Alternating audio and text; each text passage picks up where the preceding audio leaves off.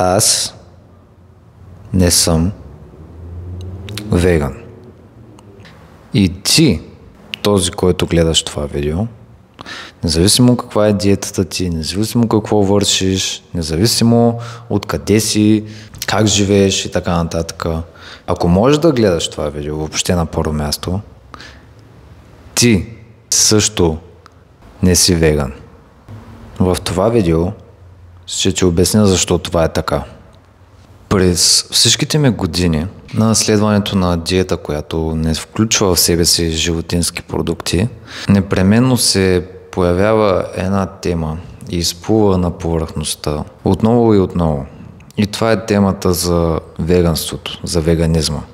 И всъщност, нека да започнем и оттам, от самата дума веганство и веганизъм и какво означава тя всъщност на първо място. Нека да започнем от самото начало и от самото определение за веганизма. Първо това, което хората трябва да разберат и което ти, който гледаш това видео, специфично трябва да разбере, е, че хората, повечето от тях дори не разбират и въобще не знаят дефиницията на думата веган на първо място. Истинската дефиниция на думата веган не е да следваш веган диета или да обичаш много животните, не е да си активист и да си всички тия неща, които ги гледате и наблюдавате. Не е свързано непременно на 100% с това, което ядеш. Ако, да кажем, ти яздиш кон, ти не консумираш животински продукти, но експлоатираш животното. Тоест пак не си веган. Тоест има и други неща, свързани с това. Не става въпрос само за диетата ти, очевидно.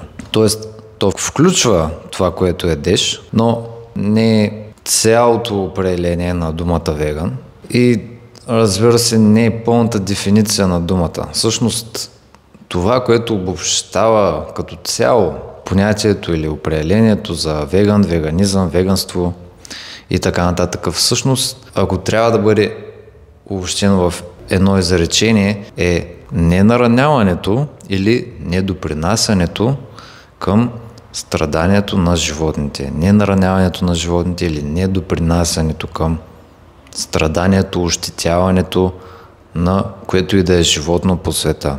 Това е основната, истинската дефиниция на думата веган. Може да го потърсите в интернет, не е това, което Google непременно ще ви каже, не е това, което Wikipedia непременно ще ви каже, но може да се намери и в интернет. Пише го от веган активисти, хора, които са посветили живота си на това нещо и така нататък, са го казали, са дефинирали тази дума. Сега, дадохме определение за веганизма, но всъщност тук започва и първия именно проблем. Защо?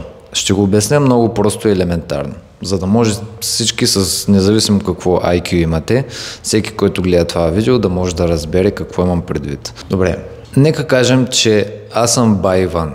Нека кажем, че аз съм един измислен герой. И аз съм Байван и аз искам да стана веган. Прочел съм в интернет или съм срещнал човек, който е веган или нарича себе си веган. И съм решил, че окей, и аз искам да стана веган. Решил съм го. Окей, аз спирам да ям, да приемам, да купувам и така нататък всички животински продукти, нали така? Добре. Само че, ето го следващия проблем. Това, на което ще се натъкна, е, че аз ще отида в магазин и да, може от магазина да не си купувам животински продукти, но да си купувам само продуктите, които са вегански, нали така, които следват принципите на веганизма. Да, само че същия този магазин, в който аз ще си дам парите, за съжаление, той като цяло продава животински продукти. Може да продава месо, мляко, кашкавали и така нататък, сирене, каквото и да е, което в себе си включва животински продукти. Тоест какво този магазин по някакъв начин, директно или индиректно, допринася за страданието на животните, ощетява ги. Тоест, ако аз си дам парите в този магазин и от него си купя даден продукт, то аз веган ли съм или не съм? Според дефиницията на думата веган, не съм веган. Защо? Защото самата дефиниция на думата отново включва това да не допринасям по никакъв начин за ощетяването на животните. Тоест аз не съм веган, ако си купя нещо от този магазин. Но окей, да кажем, че аз съм много напорист, аз съм супер инат. Искам да съм веган до край. Не искам по никакъв, абсолютно никакъв начин да допринасям до страданието на животните. Не искам да подкрепям нищо, което помага страданието на животните. Не искам никой да подкрепям, който не е веган и така нататък. Да кажем, че аз не искам, няма даже да пазарувам. Байван даже няма да пазарува от магазини, които предлагат животински продукти по никакъв начин. Окей, само че ето го и следващия проблем. Аз ще си дам парите в този магазин, но този магазин, той ще си даде парите в друг магазин. Да кажем, независимо кой вземе моите пари, собственика, касиера, служителите и така нататък, независимо кой вземе тези пари, той ще ги похарчи някъде. Нали така? Ще ги похарчи някъде, другаде в друг магазин. Който магазин на свой ред продава животински продукти. Или пък ще ги похарчи на някакво друго място. Ще отиде в мола, ще отиде в магазин за домашни любимци, или ще отиде да си плати сметките за тока. Или пък евентуално аз ще трябва да си платя сметките за тока. Може пък ще трябва да си платя наема за апартамент. Ще трябва да си платя водата. И хората, на които ще дам тези пари, те не са вегани. Те не подкрепят всички тези идеи. Това мога да ви го гарантирам. Тоест, индиректно, аз независимо колко искам или колко не искам да го направя, ми се налага просто от чиста необходимост за това аз да остана жив, да имам покрив над главата си, да имам вода, да мога да се изкъпя и евентуално за да има какво да ям. Аз съм принуден да дам парите си на някой, който не е веган, следователно аз съм принуден да помагам директно или индиректно някой, който допринася до ощетяването на животните. Следователно е невъзможно да си веган. И именно това е причината, поради която аз никога не съм се наричал веган и причината, поради която ти не си веган, колкото и голям активист да си, колкото и да публикуваш, да говориш и да агитираш за това нещо, което не е лошо, между другото. Не ме разберете погрешно, не съм някакъв като не зарежете веганизма, почнете да ядете месо и мляко и млечни продукти, махнете въобще се откажете, махнете се от тези неща. Не, напротив. Изобщо не ми е това цялата идея и изобщо нямам намерение да се отклоня в тая посока. Аз самия не съм се хранил и продължавам да не се храня с животински продукти от поне 8 години. Но проблема е друг. Проблема е обществото, в което живеем, начина по който то е изградено. Чисто икономически и в контраст с дефиницията на думата веган, истинската дефиниция, реалната дефиниция на думата веган и на принципа веганство, живейки в съвременното общество, тези неща са несъвместими. Те не могат да съжителстват заедно. Няма как да си веган, живеещи в съвременното общество. Защо? Много просто, заради едно нещо наречено икономика. Защото когато ти отидеш в магазина и си дадеш парите, тези пари някой ще ги пребере и той ще ги използва на друго място и това друго място ще използва тези пари, за да ги даде на още по-друго място и още по-друго място и още по-друго място и още по-друго място. И по този начин тези пари циркулират през икономиката на това общество. Поради чисто икономически причини е невъзможно ние да сме вегани. Защото всичките тези пари, които циркулират и ние сме дали, те циркулират в един кръг през цялото общество. Те накрая може и да се върнат при нас, може и да не се върнат, но въпросът е следния, че в един момент тези пари, когато се въртят и циркулират на принципа на икономиката, в крайна сметка едно от местата, през които те ще минат е къде? През една месарница, през един магазин, изцяло посветен на животински продукти, е най-възможно далечното нещо от веганството. И ние индиректно ще сме подкрепили това нещо. Следователно няма как да сме вегани в това общество. Да, естествено има общества, които със сигурност са напълно вегански общества, т.е. цели градове или селца, примерно, със сигурност, да, 100% има такива. Само, че това не сме ние, защото ти седиш тук и гледаш това видео. И това е основният проблем с веганството, че то въобще по дефиниция се самоизключва, имайки предвид начина на живот, който живеем днес ние в модерното общество. Модерното общество и веганизма са самоизключващи се неща, въобще на първо място, според вида и същината им. И това е само първия проблем на веганизма. Втория проблем е, че въобще хората, които следват това нещо и следват веганска диета, въобще те не разбират какво правят със себе си и със здравето си. Естествено, първо, нека си кажем истината и нека сме реални със себе си. Има ли вегани, които все още имат проблеми със здравето? Има ли вегани, които имат здравословни проблеми? Да, очевидно има такива вегани. Веганите не са безсмъртни, веганите не са някакви супер хора, нали? Очевидно не са. Сега естествено има много добри примери в обществото и по света от хора, които следват такава диета и постигат много добри резултати. Като пример, забравих как се казваше тенисиста, като например той е боксера, най-добрия, забравих неговото име, извинявам се, но може да ги потърсите. Най-добрият тенисист и най-добрият боксер в света, нали? Това е доста добър резултат и очевидно показва ползите от тази диета непременно, само че от друга страна, какво правят веганите? Те продължават да ядат соя. Те продължават да ядат царевица. Те продължават да ядат хляб. Те продължават да пият кока-кола, примерно, или да не е кока-кола, ако тя не е веганска случая, да пият газирани напитки. Да ядат захар. Едно от най-отровните неща, ако не е най-отровното нещо на света. Продължават да ядат или да пият кафе, което е изключителна отрова за тялото. Продължават даже някои от тях да пият алкохол, което е абсурдно. Да си веган и да продължаваш да пиеш алкохол. Въпреки че ти знаеш много добре, няма какво да се лъжим и да се заблуждаваме, че това е чиста и проста отрова. Тоест ти можеш да си веган, може по никакъв начин допринасяш. Даже ти можеш да си баш веган, т.е. имам предвид да си истински веган. От тия, дето живеят в селата, които в цялото село по никакъв начин не използват животински продукти и така нататък. И се самоиздържа и е автономно село, което се отглежда самохраната и така нататък. И ти пак можеш да нараняваш себе си и да ощетяваш собственото си тяло. Което е, повярвайте ми, изключителен проблем. И ще ви обясня защо по няколко начина.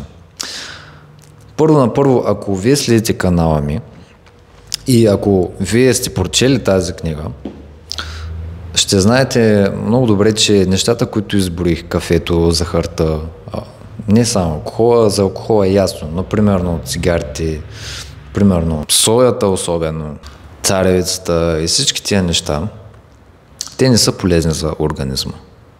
Те са изключително вредни за организма. Защо? Защото са киселини, първо. След като те са киселини, какво означава това? Означава, че те са ощетяващи за организма. Означава, че те му вредят неимоверно много. Сега, кой продукт по-малко, кой повече, няма значение. В края всички са в една и съща графа, защото всички неща, които изброих, са киселини продукти. Следователно, когато ти ги приемеш, ти вредиш на себе си. И сега някои хора ще кажат, ама какъв е проблема с това, нали съм веган? Проблема с това е, че първо ти също си животно, или поне смяташ, че си. Сега аз лично не се смятам за животно, но да кажем, че ти се смяташ за животно, т.е. първо въобще цялото това нещо е противоречие с концепта, но второ и най-важно нещо е, че всъщност не смятам, че трябва да поставяме животните над хората, защото това е цялата концепция, защото концепцията самата за веганство, къде са хората в нея? В смисъл, къде е личното себе развитие, къде е личното самоусъвършенстване, само ненараняването в цялата тази идея? Няма, не присъства. Защото явно не е приоритет на идеята за веганството, а трябва да е. И ще ви кажа защо. Много просто. Когато ти ощетяваш себе си, когато ти не си най-добрата версия на себе си, когато ядеш неща, които са вредни, проблема не е само, че тялото ти се ощетява. И когато пиеш, не само когато ядеш, но и когато пиеш неща, които са вредни. Проблема е, че ти не само ощетяваш тялото си, а ощетяваш и ума си, защото те всъщност са едно цяло. Те са едно и също нещо. Ума и тялото ти, те са част от една и съща система. Когато ти увредиш тялото си, ти увредиш ума си. А какво става, когато увредиш ума си ли? Ами много просто. Отношението ти, действията ти, поведението ти спрямо околния свят става неадекватно, става разрушаващо. Вместо да бъде градивно и подпомагащо. И когато това се случи, какво става тогава? Ами ти започваш индиректно да правиш неща, които ултимативно пак спомагат за ощетяването на животните, независимо дали го осъзнаваш или не. Да, в момента описвам неща, които човек трябва да има изключително широка перспектива и да мисли в рамките на изключително дълъг период от време, за да ги осмисли, за да види как се случват, но те се случват. Те са си там. Аз обичам изключително много животните. Изключително много. Но колкото и да ги обичам, аз също обичам и себе си. И аз всъщност трябва да обичам себе си. То даже е необходимост. Даже не е въпрос на желание. Ако искаме да видим света като едно по-добро място, ако искаме да го направим едно по-добро място, да въобще да спомагаме за това той да е едно по-добро място, то непременно ние трябва да обичаме себе си. Какво да направим? Да направим така, че да сме най-добрата версия на себе си. Само че принципите на веганизма не обхващат това непременно. Те не го затвърждават, те не го подкрепят директно. Даже не го подкрепят и индиректно. Те единствено подкрепят неощетяването на животните. Да, аз може да съм най-големия веган активист, да съм дарил 1 милион лева за хипотетично, не че съм го направил, но да съм дарил примерно 1 милион лева за приюти, за лекуване на животни и така нататък. И в същото време мога да ям всеки ден шоколади, бомбони, захари и да се наливам с най-големите алкохоли, да пуша по 100 цигари на ден и да пия по 10 кафета на ден. Мога да го направя, нали? И съм веган. Къде е логиката в това нещо? Аз ще мога ли да направя въобще даже на първо място всички тия неща, ако тровя толкова много себе си и тялото си? Ами не, естествено. Тоест, проблема е тук. Ти въобще, за да можеш да направиш всички тия велики и прекрасни неща с живота си, ти на първо място ти трябва да си в нормално здраве, ти трябва да имаш енергията да ги направиш, ти трябва да си адекватен и в състояние да ги направиш. И за да е възможно въобще цялото това нещо да се случи на първо място, ти трябва какво? Да не ощетяваш организма ти по никакъв начин. А всички хора, които се наричат вегани в момента, продължават да правят точно това. Което е малумно. То не трябва да се случва, но се случва. Аз седя тук и защитавам. Продължавам да защитавам веганството, продължавам да защитавам. Не го отхвърлям въобще. Но казвам, че то просто го няма. Самите хора, които искат да бъдат такива и го подкрепят, реално не го подкрепят. Това е проблема. Аз съм той, който се застъпва. Аз искам да съм най-добрата версия на себе си и аз искам останалите да са най-добрата версия за себе си, за да сме способни да помагаме дори повече на същите тия животни. Но ние даже не сме, защото не сме достатъчно адекватни. Ние нямаме енергията, нямаме силата да го направим. Ресурсите нямаме, нищо. И веганството, въобще само цялото движение продължава да е една мъничка групичка, един нищожен процент от населението. Защо? Защото очевидно не е достатъчно ефективен, не демонстрира достатъчно адекватно проявление на енергията си, достатъчно голяма разлика, достатъчно добър ефект, достатъчно добър пример, достатъчно добри резултати на базата на това, което следва. Ако веганството беше толкова невероятно и толкова извънземно помагащо на планетата, то тогава защо хората, които го следват, нямат резултатите, които се очаква да имат и би трябвало да имат? И всички тия неща, които би трябвало да последват? Защото нещо някъде куца. Сега може да не куца самата идея, непременно сама по себе си за веганството, но куца самите хора, които се опитват да я следват. В самите хора е проблема. В умонастройката им и в това какво те правят реално. Защото веганите продължават да ядат и да пият всички тия вредни неща. И трите най-вредни неща на света, те са вегански. Кафето, алкохола и цигарите. Те са вегански, нали така? Обаче 85% от населението продължава да ги употребява. И да се трови себе си и да си смачка потенциала, да убива това, което е заложено в него, да убива енергията си, да убива адекватността си, да почва да изперква, да развива някакви комплекси, психологически, умствени проблеми. И обществото да продължава да цикли. Даже не да цикли, ами да деградира. И ние се правим на големите вегани и вече, аз съм много морален, аз съм много принципен, аз съм веган. И какво от това е въпроса ми? Какво като си, даже и да си? Има ли някакъв резултат и ефект от това, положителен за обществото и за света?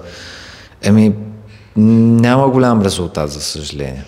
Няма голям. Да, може да сме спасили някакъв малък процент животни по света и да са намалили магазините или пък да са отворили някакъв вегански магазин в повече, но това е като цяло. Ако цялата тая идея в предвид всичките ресурси, приложението, интереса, активността, енергията, които са били вложени в нея, наистина работеше безотказно, то до сега света ще да е едно съвсем различно място. Очевидно не е. И това е втория проблем с веганството. С веганите и с веганизма. Сега, нека преминем и към третия основен и последен проблем, на който ще наблегна тук, тъй като видеото става твърде дълго вече. И той е следния. Това, което държа в ръката си, е мед. Сега, когато казвам, че това е мед, естествено нямам предвид мед, който съм купил от кварталния магазин за 5 лева. И въобще нямам предвид вида мед, който съвременното общество използва в диетата си, го употребява и така нататък. Нямам предвид този киселиния, отровния мед, който хората приемат днес.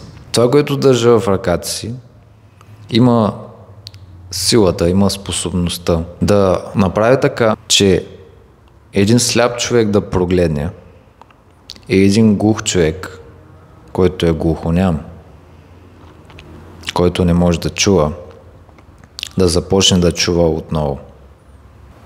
Въпросът е следния.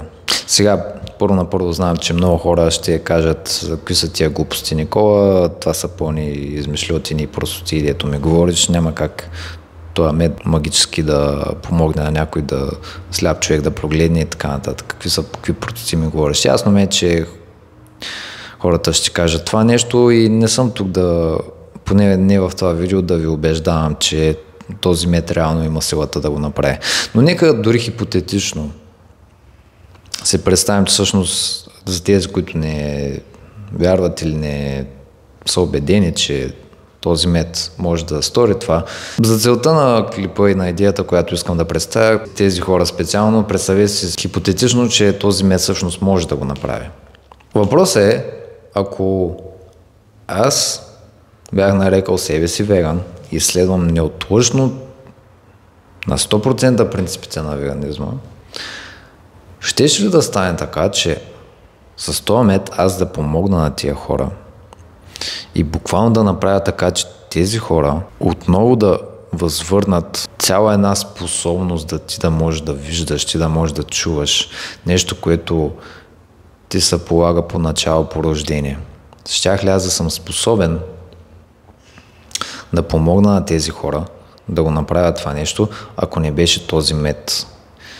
И щях ли аз да съм способен да го направя и щях ли да го направя, ако следвах принципите на веганизма и бях заклет веган на 100%? Естествено, че не. Защото няколко причини. Първо, представете си какво може да стане. Ако аз използвам този мед и помогна на тези хора и те сега за първи път през живота си виждат с очите си и чуват с ушите си. Има хора, които са родени слепи, които са родени глухи.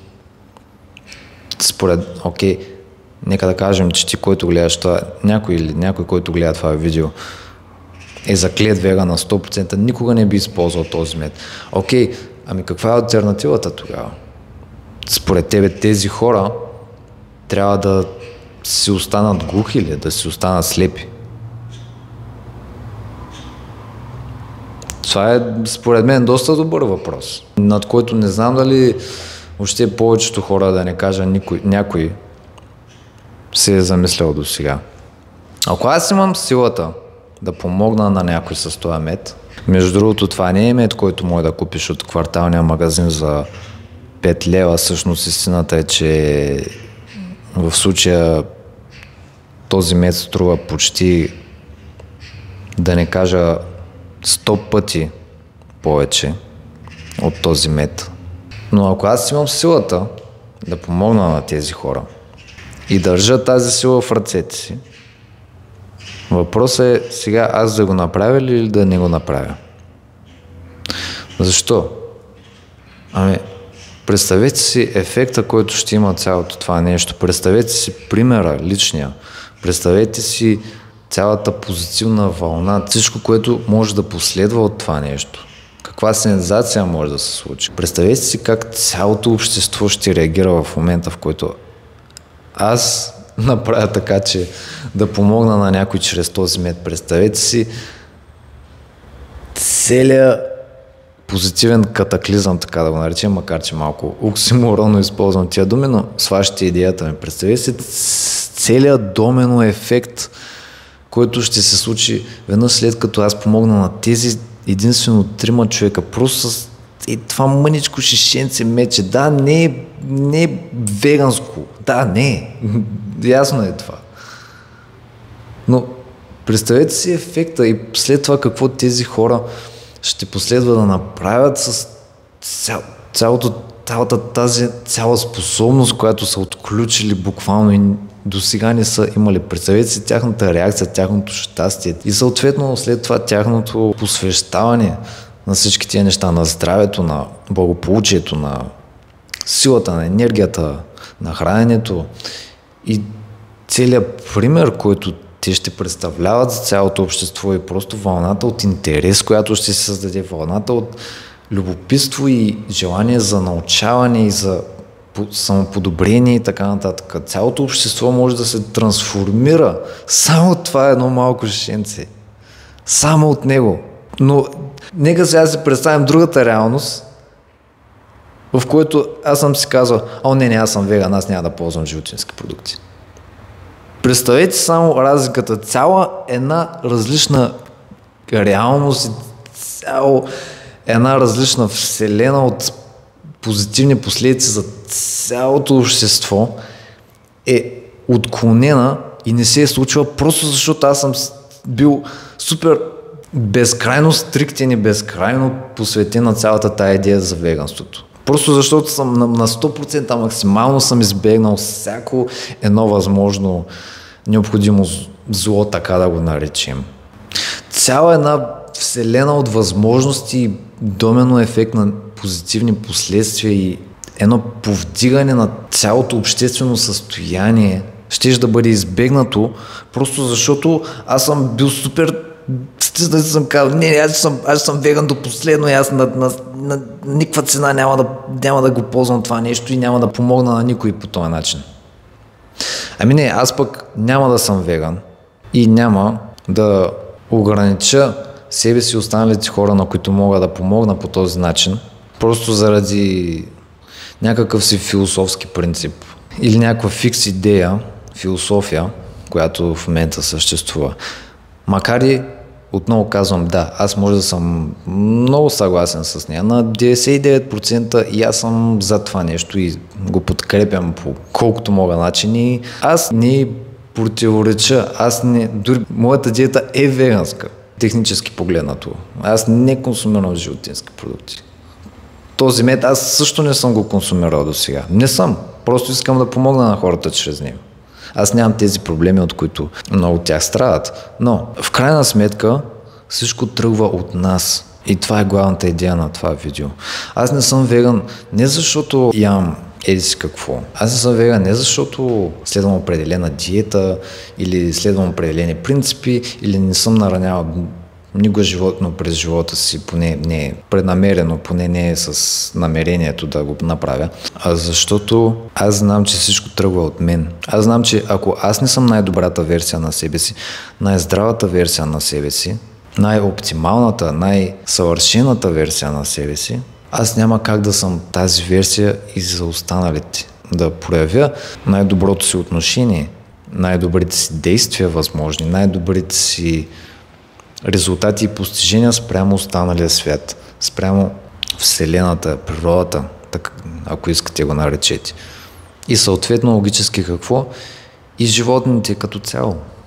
Аз няма как да им помогна, аз няма как да бъда в помощ и в добра услуга на тях, ако аз не съм най-добрата възможна личност, която мога да бъда. И за да се случи това, понякога, просто понякога, е необходимо да използвам и да се облагодетелствам от неща, които не са непременно вегански. Просто защото така работи света. И се надявам, че някой ден ние като общество наистина ще стигнем до момента и разбиранията ни, и постиженията на това, ни по никакъв начин да не нараняваме животните. Наистина го искам, наистина се надявам. Но просто този момент все още не е дошъл. Все още няма как да го постигнем. И понякога, за да стигнем до този момент на първо място, е необходимо просто да направим нещо, което е в разрез с тези принципи. Така че това е причината, поради която аз не съм веган и всъщност понятието веган не съществува в реално време на първо място. Но ще се видим в следващия клип и естествено, ако искате да научите повече за моята диета, какви принципи аз следвам, какво правя за да подобря максимално своята собствена личност, своето собствено тяло и да достигна максимално здравето си, то може да прочетете книгата ми "Електрическата храна е единствената храна". Линк към закупуване на книгата в коментарите и до нови срещи!